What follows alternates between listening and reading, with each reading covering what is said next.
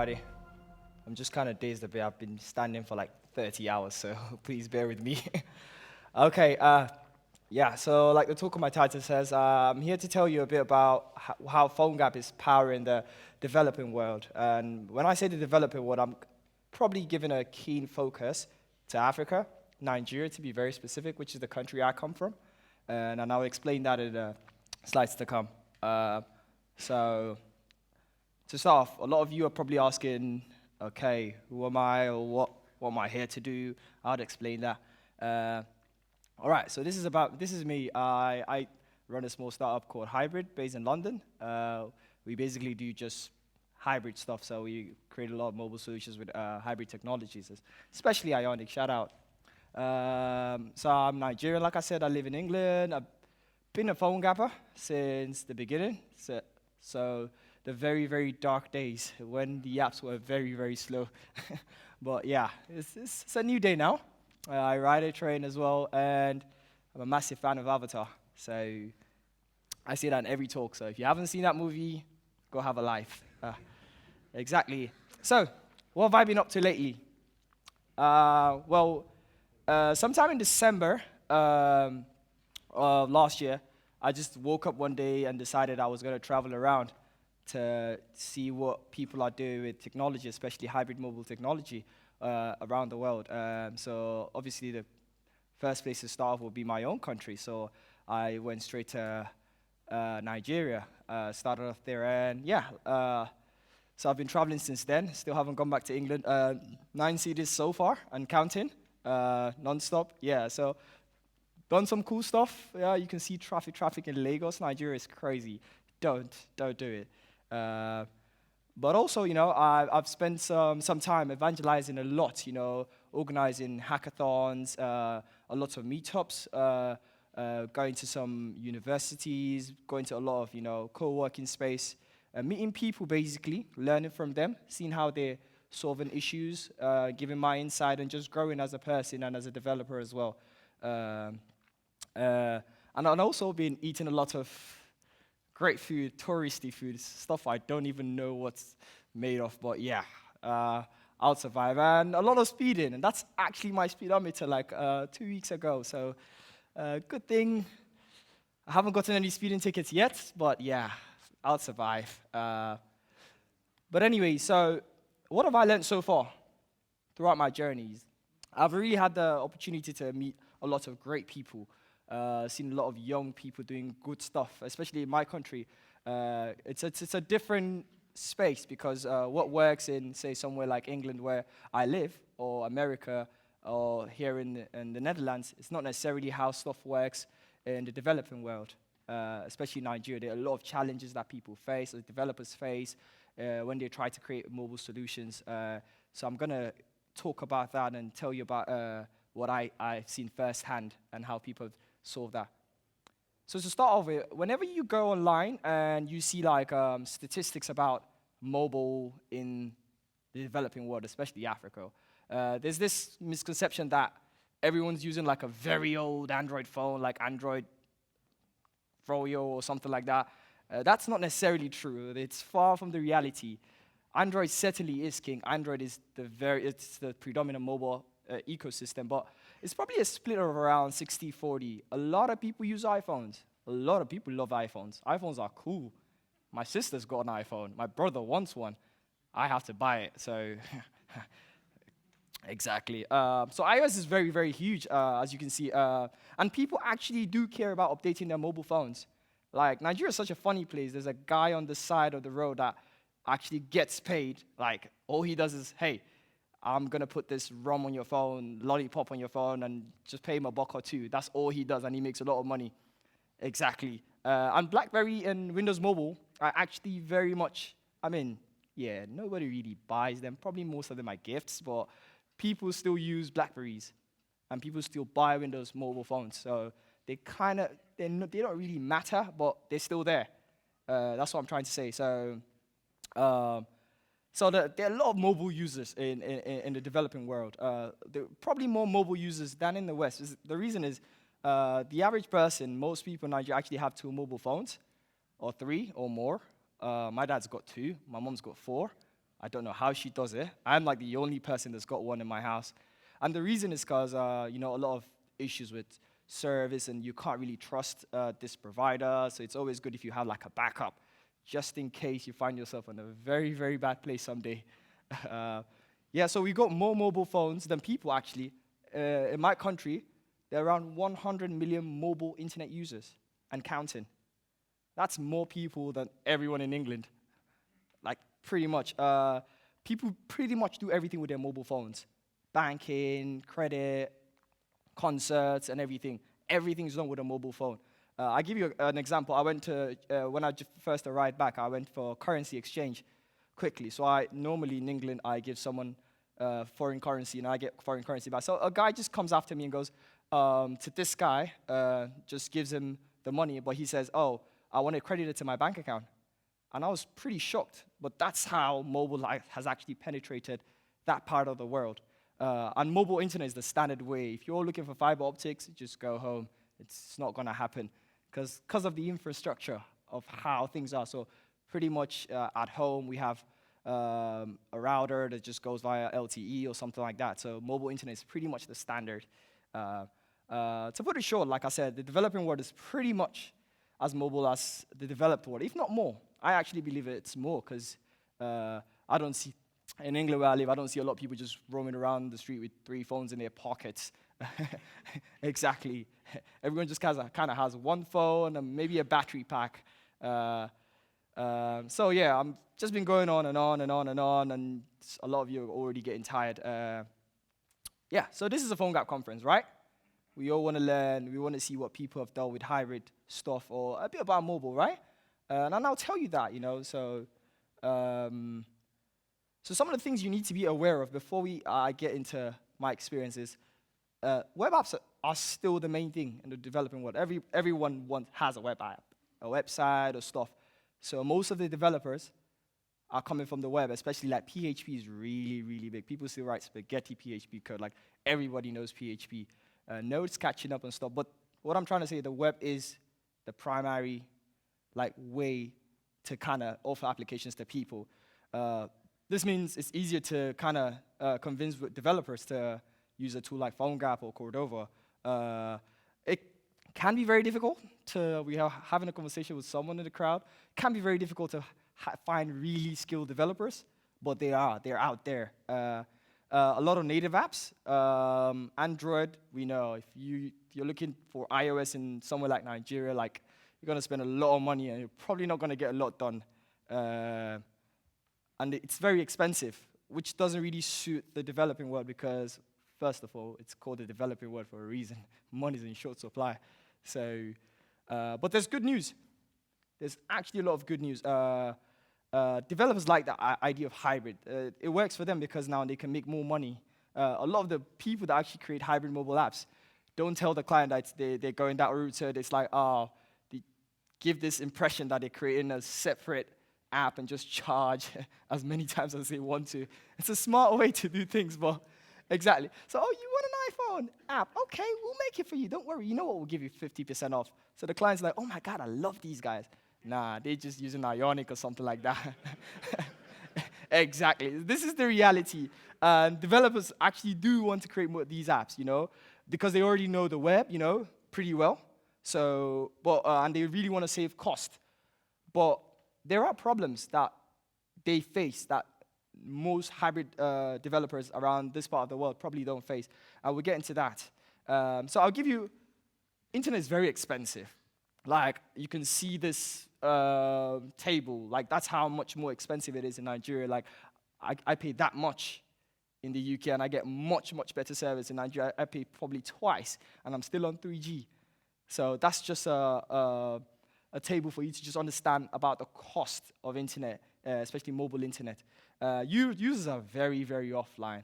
Nigeria is the only place, or the developing world, people actually turn off their mobile data if they don't use it. That's the thing. They literally, with the first night I got home and I logged onto the house Wi-Fi, the next day I logged on, there wasn't data. I was like, what's wrong? Well, you bloody came back and you logged on and everything so I had exhausted all the data. Exactly. So The same way we watch, like I tell my family, the same way we watch how we use electricity in England is the same way we watch data in Nigeria. Users are very, very offline, so they don't mind giving you space. Everybody's got this phone with 300 gigabytes or whatever, but they're very offline most of the time. They only use their data when they want to, because it's expensive.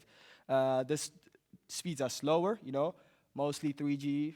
It's very normal for you to see Edge show up on your phone. It's perfectly normal, exactly.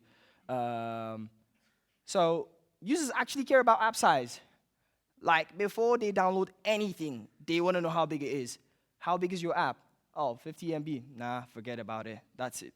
There's this app actually called Flash Share that allows you to actually send an APK from someone that's installed an app. Like, a lot of people have that. If you don't have that in Nigeria, people don't like you, because they don't want to download the APK. They just want to, oh, you've got that app. Just send it to me. I never heard of it. But exactly. So trust me, if your app is heavy on data, people don't want to download it. People don't want to use it. So if you're trying to build an app with in-app purchases in mind, just forget about it. Everybody wants to torrent everything. Nobody wants to buy anything, basically.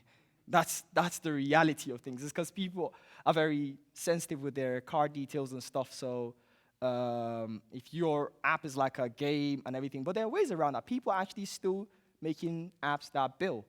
And so what are the solutions that I've seen so far? Well, the data user solution. So to talk about data, your apps, you need to keep your app's footprint very, very small. If you're using Crosswalk, please consider Crosswalk Lite or be very specific. Like, literally, don't start off your app just going to get a lot of data. People are going to hate you. They're going to uninstall quickly. Cache as much as you can. Like everything, just cache, images, whatever it is. People don't mind giving you space. They don't care. But they just don't want network that would just eat up their data. Provide feedback. People want to know how big whatever they're downloading is. If it's an image, they want to know how. If it's a video, they want to know how. Because they want to know, oh, should I do it with my data, or should I just wait till I get home and do it on Wi-Fi? Minify everything. Like, really, 2016, you should. Like, so some of the tools that you can use to achieve that, Crosswalk Lite, local forage, which I absolutely love. You could get my component if you're using Ionic as an Imagini component. It's really good. I think it's cool. I know 47 stars, so hey, let's get that number up. Yeah, anyway, so you could learn about it and get up. So data speed solutions. What about the data speed? How do you intercept that? You keep everything as light as possible. A lot of people actually also don't test on 3G. You're on Chrome, it's going via Wi-Fi, everything works, but the reality is different. Even in the more developed world, a lot of people still get 3G service. So you need to test. Even on 2G, sometimes you should. CDN as much as you can, offload all that, what's it called, loading and stuff to something faster, faster server. Try Firebase for your data. Firebase is absolutely gorgeous. An update just came out like 2 days ago. That makes everything even more magical. I don't know how those guys are doing it, to be honest. So tools for data speed to kind of make sure your data speed doesn't really affect the data speed of the network doesn't affect your app. You can use the Chrome DevTools, obviously, to do your testing and stuff. Firebase. It's 2016. Try a background worker for all your, maybe you have like a streaming application. You could just put that in the background to go get all that data and everything. Offline, this is probably the biggest problem. A lot of users are offline, like I told you. So if you're using push notifications in like a country like mine, forget about it. Because most people have turned off their data anyways. So you just, like I said, my uncle actually thinks push notifications are SMSs. He still doesn't believe that it's a separate feature, for real. So you'd want to use SMS. SMS is pretty big. People rely on SMS still. Short codes as well. You can just talk to the banks or create a short code service, star, hash, whatever. And these are things you can just fire up with a plugin, run on the background, and for short code services. For most apps, you can do a big pull in the beginning. Tell the user, oh, I'm going to pull a database of 20 megabytes and everything, but just make sure that you're just pulling all the records. and just keep it there. That you come up with a very smart syncing strategy, and I'll explain that in the next slide about a solution we did. Users still load credit in Africa. People actually buy airtime and load. So instead of billing them in-app purchases, you can actually go via billing them via their credit. And it's perfectly normal. Even my provider, my phone provider in Africa, so I wanted to get some games like value-added services. They just billed me from my credit. So say I've got like 1,000 Nigerian naira, and a game is worth 100 naira. So the user already knows this is how much the game's worth. Oh, I've got that much credit. It's okay. And there's no card involved and everything. They know they pay, they get the service. Pretty straightforward. You can still get your, and there are a lot of tools that allow you to achieve this. So the tools, you can use the SMS listener plugin. Now, the reason why I'll expand more on that is the SMS listener plugin. So a friend of mine created this app where for small, medium businesses, and he wants them to be able to make sales and record those sales. But the problem is most of these guys don't have data, or they don't want to use their data. So we came up with a very, very smart way where when you make a sale up to a certain point, and you're not allowed to use the app beyond that point, what happens is that we generate a token, like a hash with your identification token, send an SMS upstream, and then use the SMS listener plugin to send that SMS, and then we also listen. So the server sends a downstream SMS from a specific number. So we listen, but it has like, you know how WhatsApp and Facebook, exactly, but imagine like a hash was sent down that nobody understood, but the app will be able to decode that hash. Has the payment gone through? Did the person have enough credit and everything? And then you can sync that information back to the app. Nobody has to know. Pretty straight and neat. In the developing world, developed world, we don't have to worry about these things, but that's how these guys are actually making solutions that work for them. So you can use Multi-Texter, a very good friend of mine. It's pretty much the Twilio of Africa. Paystack is like the Slack of Africa. So, you know, I could talk about all these solutions all day long, but who are the guys that are actually helping to create these great solutions? So I can mention a couple of them. You know, HAIBRID, there's some software doing personally for farmers that are going to be offline. Fish farmers, actually, they want to take pictures of how big their fishes are and stuff, but those guys don't go home till late. So you want everything to work offline, and then when they go up late, then you sync up. We're doing something like that. A lot of the TV stations, the banks actually, like Guaranteed Trust Bank is a bank I actually use. They actually have a Cordova application. I only found out recently. That's a tech app. Simi's tech app is some tech application.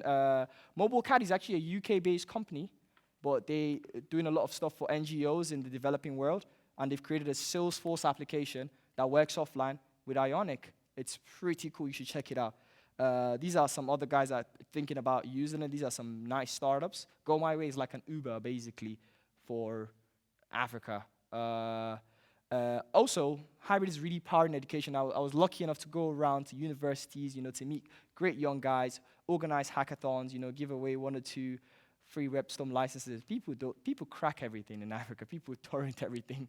So a free 1-year license is a big deal, trust me, and everything. And final words. So, you know, there are a lot of lions and huts, as you'd see, but there are probably a lot more hybrid mobile apps. Exactly. It's a very young population, you know.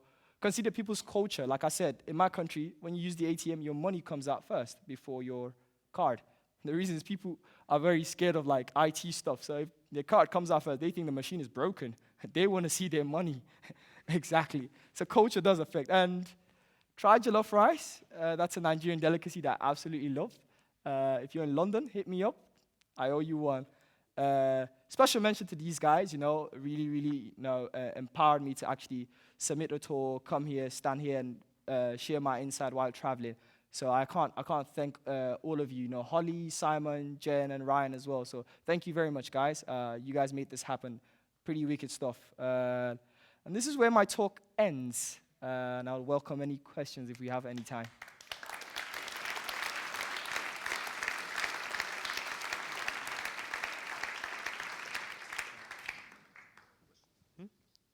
No questions?